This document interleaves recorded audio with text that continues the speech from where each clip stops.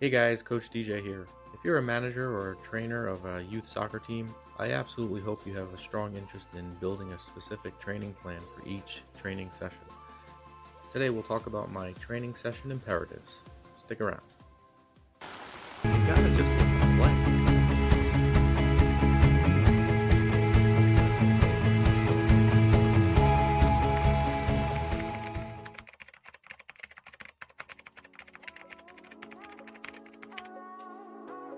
Hi folks, Coach DJ here. So we're talking about planning a soccer practice, and every single practice that I coach, I always try to make sure that I spend some time planning the practice. And I know a lot of coaches do, which is fantastic.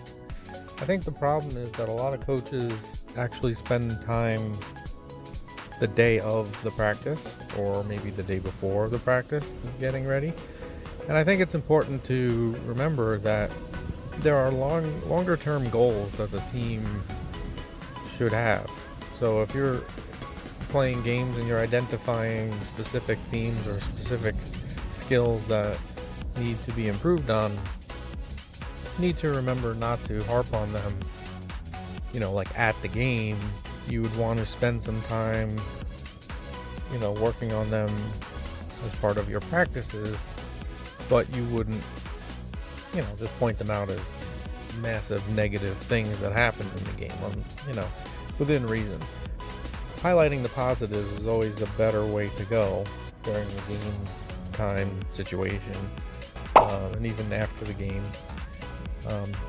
You say something along the lines of, oh, we have some things to work on, clearly we need to do a better job with corner kicks, or we need to be doing, some things a little better with, defending against the transition, whatever. But in practices, that's when you really are going to take the time to break things down and focus on things that need improvement. So you'll have longer term goals in mind where you would be planning to work on some of those things a lot more in the practices. So you'd kind of know what those are. So you have a little bit of time. So I would highly encourage, coaches to be planning those practices, planning those things that you want to work on well in advance. And I kind of find that if I spend a couple of hours,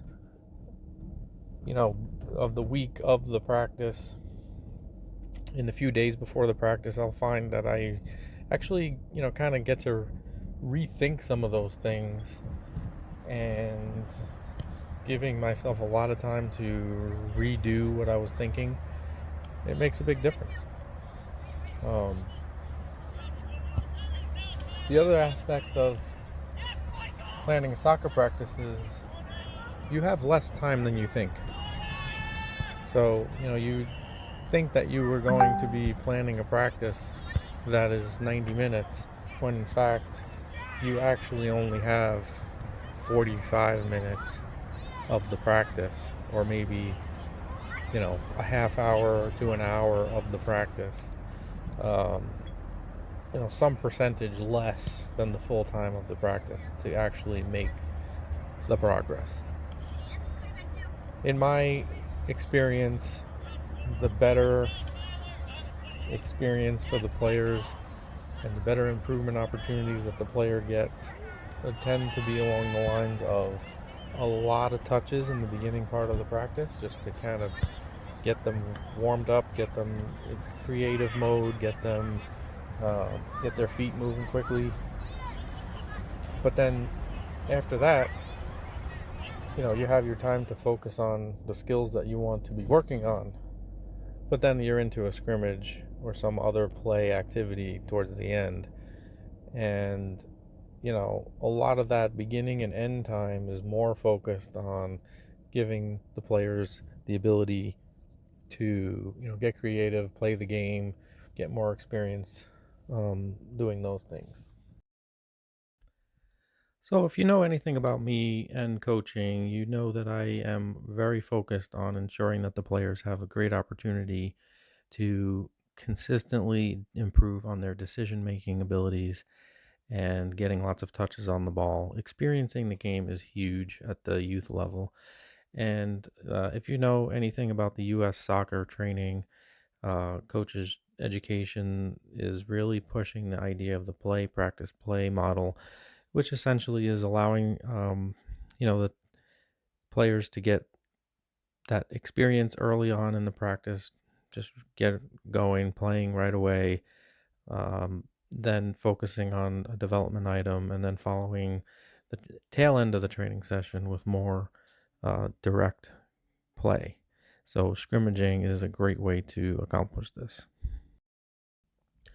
My key development items are a huge imperative, making sure I know that each training session begins and ends with some key development items that are in mind, things we want to focus on as a team.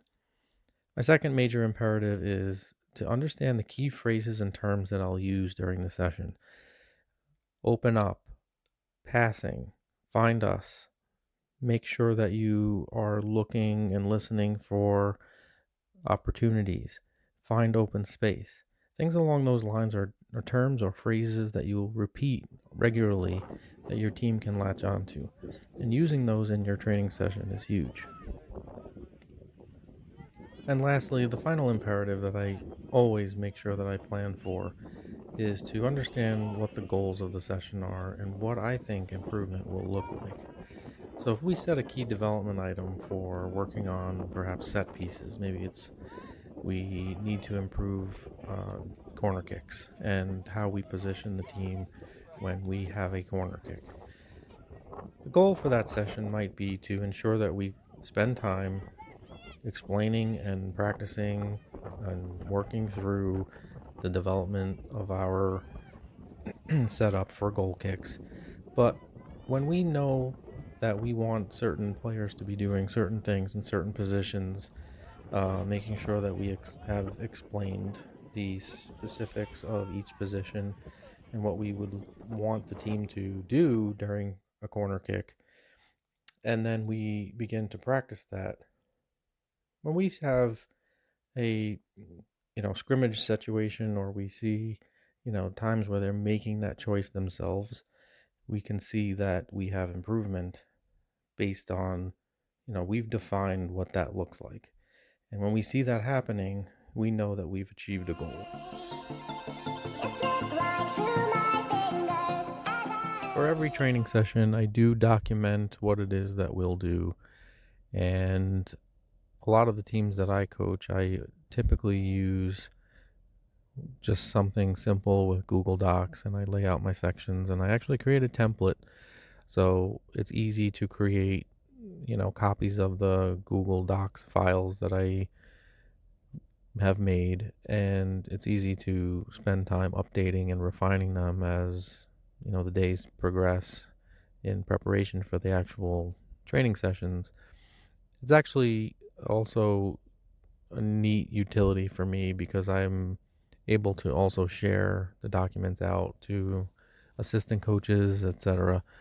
And it makes it, a little bit more of a collaborative environment. However, U.S. Soccer does also have templates that can be used to develop training sessions, and tools online are certainly available to lay out and even develop work the animations of training sessions, where you can actually build the sessions based on things that you want to try and accomplish. But Google Docs works for us, and it's also a very easy way, an accessible way to build the plans. A lot of the planning that I do actually is with my phone with Google Docs, so it's a great way to go.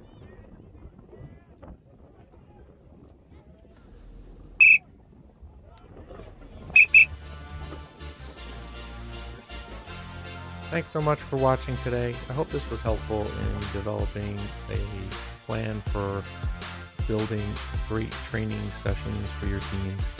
And as always, please feel free to give the video a like, and I'd love to have you guys subscribe. And if you're looking for more content, please check out the channel and the video link above. Have a great day.